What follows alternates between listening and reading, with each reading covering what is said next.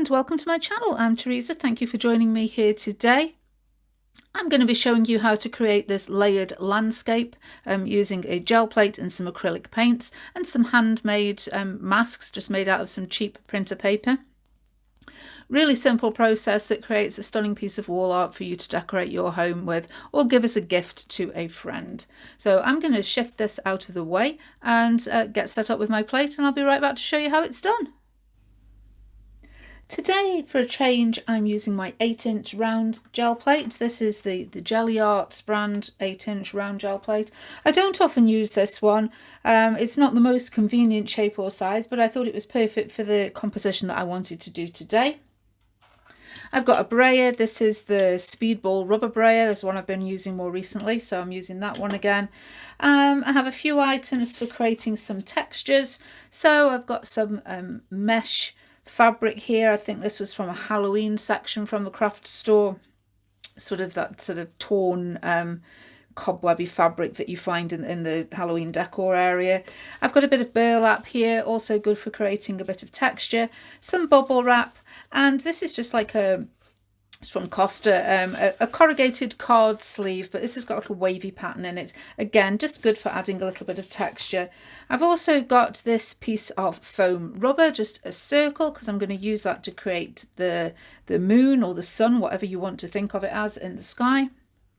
And obviously got some paints. These paints from DecoArt Americana range. So I have Pebble and Sea Glass. I have Colonial Blue and Blue Mist. And I also have Knockout Blue from the Americana Neon Lights range as well. So I have those off to the side. I've popped my plate down on a piece of paper, and the reason that rather than just putting it on my desk, I've put it on this piece of white paper because I want to be able to line up the masks that I'm using today. And I've drawn these out on paper so that I'm going to cut them out, obviously, but I'm going to be able to line an edge up, and then hopefully they should all line up how I want them to do.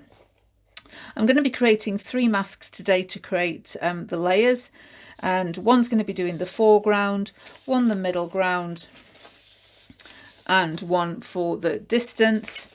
Really simple shapes. I just doodled what I wanted my final design to look like. Just doodled that in my sketchbook. Not sure whether you're going to be able to see that, but just roughly so that I knew what I wanted the composition to be like. And then created myself 3 simple masks just from some regular copy paper.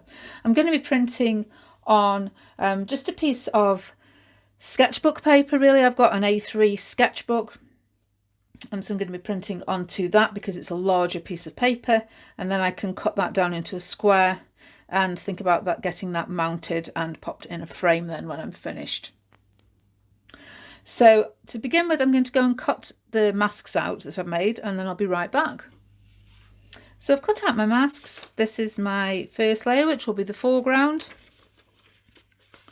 This one's my second layer, which will be the midground. And then this one is my third layer, which will be the distance. And as I've shown before, with layered prints that you pull all in one go, we need to start almost working in reverse. The first layer of paint that we put down on the plate will be what will be the top layer of our print. Gradually working through to the final layer of paint that goes down here on the plate will be the background when we pull the print. Now I will link up in the corner to another video I did showing you how to do the multi-layered prints in one pull.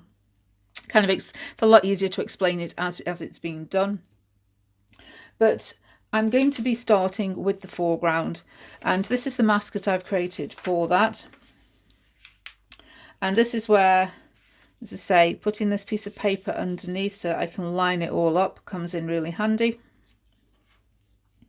So I'm going to pop that first mask down, just press it down.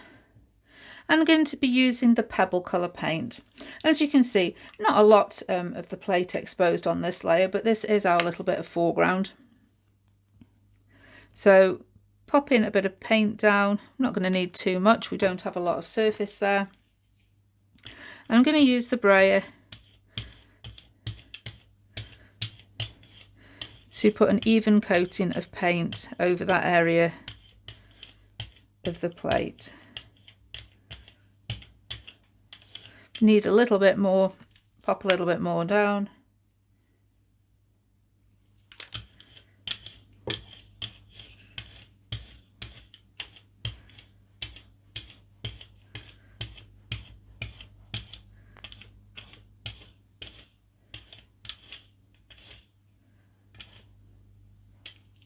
And just rub the excess off on a scrap of paper. Now I want to add a little bit of texture to this layer, so I'm going to take the burlap for this and just lightly press that in, just to create a little interest in that layer.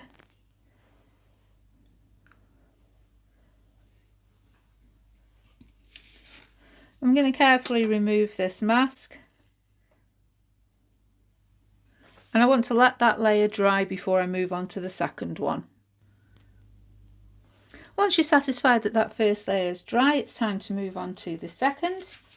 I'm going to take the mask I've created for this, and again just line it up with that base piece of paper.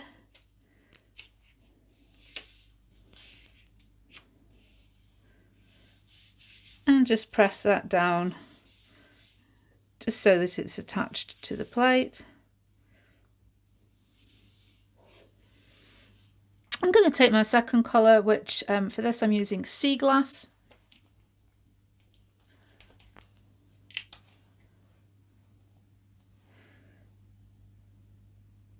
And put some paint down on the plate.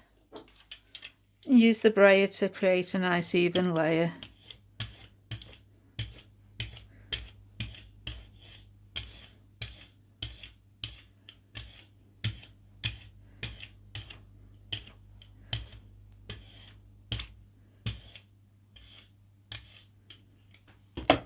And choose something to create a texture here. I think I'm going to use this mesh fabric.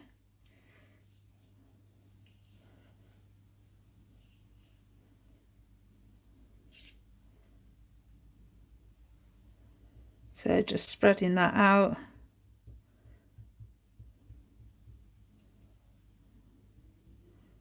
And pressing that down. You could, if you preferred, just take this your scrap of paper if you don't want to risk getting paint on your hands.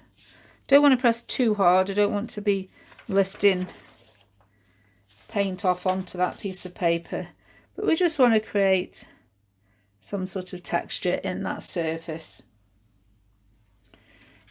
Once again, I'm going to remove this mask and let that layer dry. Again, once that layer is dry, time to move on to the next layer. And so this is my third and what will be my final mask. Just going to line that up.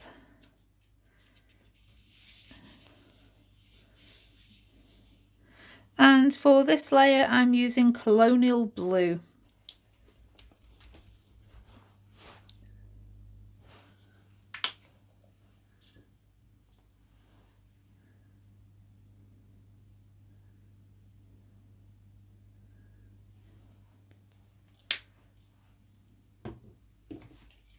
And once again, as before, brayer the paint over the plate to create a nice even layer.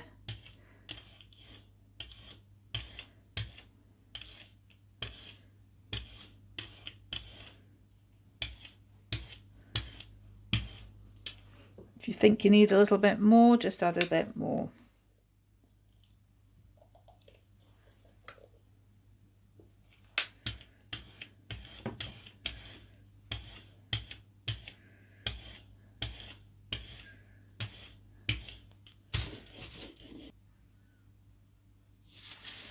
And I think the texture I'm going to use this time will be the bubble wrap. So again, pressing that into the paint.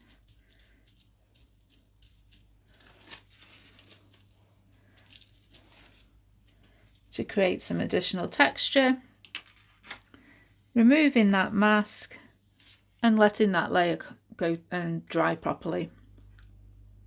When that final layer is dry, it's time to move on to creating the sky. And to create the sky, I'm going to do 2 layers basically, because I'm going to pop the blue mist paint down, create a little bit of texture, and then finish with the knockout blue just to have a little bit of that colour showing through. So using the blue mist first,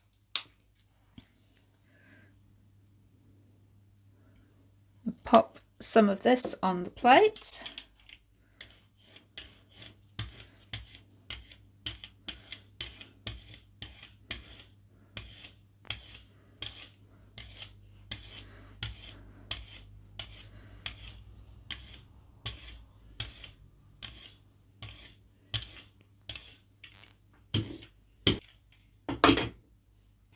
And I'm going to use this corrugated card to create some texture.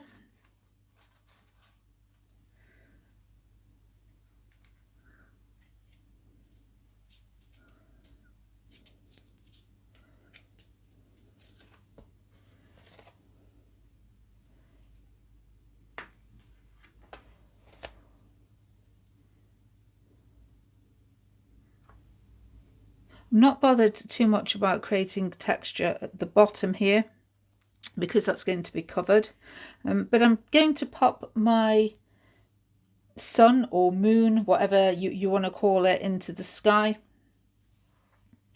I'm going to just use this circle of foam, just press it down and just give it a bit of a twist, and hopefully that'll lift a little bit of paint off there. And take the excess away, just do it again, just to remove a little bit more.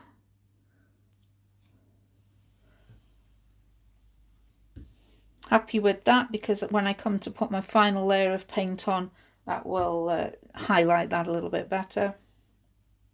So just letting this dry for the final time before putting my last coat of paint on. And finally, now that that's dry, I'm going to pop my last coat of paint on, and this is that knockout blue from the Neon Lights range.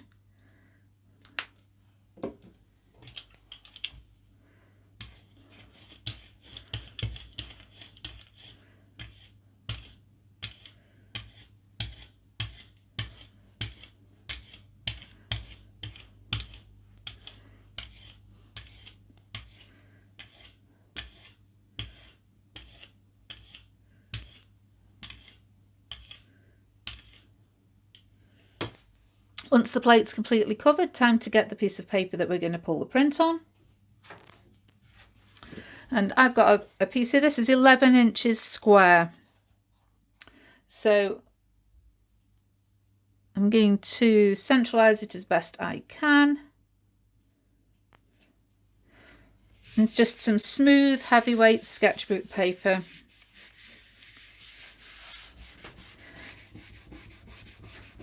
I'm going to give this a good firm press all over.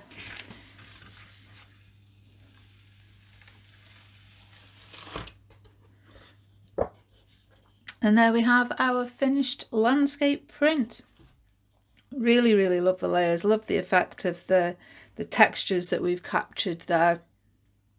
So I'm just going to clear my plate out of the way and cut myself a mount just so you can see what it would look like more finished off, and I'll be right back.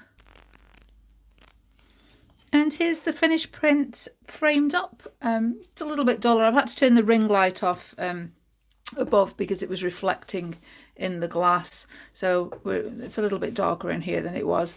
But I hope you can see that once you frame that off, it's a really interesting and eye-catching print, and I think that's really, really pretty. All I've done is I took some black card and I cut a circle out. Took some white, cut a circle, a slightly larger circle, just so that it framed that landscape and just pops it inside a frame that I had. So as always, hope you enjoyed the video, hope you found this useful. Please leave me a thumbs up if you did. It just lets YouTube know that you're enjoying my videos and helps promote the channel. I would love to understand how their algorithm works, but the more people that like, the more people that comment, the more they share my videos and the wider audience I reach. So thank you for joining me today. I shall see you again soon. Bye.